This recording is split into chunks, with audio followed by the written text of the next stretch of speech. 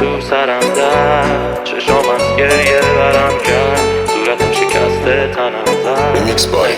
خسته بدن زد،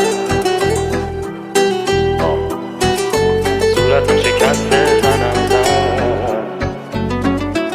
دنبال تنوع باختمون همش بود، من همه چیزم به هم ریخت و تنم به تنش خورد، همون بهتر کلش بود، بی خودی روزو نشمون، گشنگیشم پای منه میزد حتی معدش خورد، دنبالمون تو ظرف غذا بود، گیر و همش سپیچه، دائما به فکر این بود که فقط بپیچه، میوه از دروغ و داد و دوز و کلک بریشه، بی جنبه و بی بوته، میزد فقط بریشه، من میبرم و میدوزم، میسوزم و میسوزم، میپوسم و میپوسم تا روشنشی از دیروزم، من 24 ساعتی روزم، بی خواستم پیروزم، من 20 همیشه بینوزم، ولی خستم از دیروزم، نوش جونت بفرما، ولی خوب این وسط رفتیم به فاک سرما، یه چشمون به گرما، یه چشم سوز و سرما، هیچ چکشون نمیگیرم مغز و نشونه، چون بی چک و سفته به نفع هر دومونه، من قد و دیوونه بدون کت و بیخونه، رپی و لشمیام تو باز کدوی خونه، من روحم و راستم خوبم و خواستم، دادم بره حتی وقتی روحم و خواستن، من هیچ چک و چونه میشینم رونو که قله میبینم خوبه و کله مخار و موزیکم قفله، آروم و خسته ولی خب بچی رو گنده،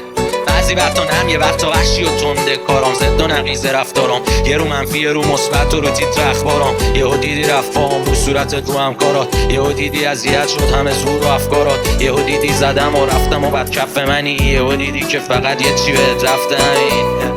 آدم وسطی یه مشت دوست و وحشی، الان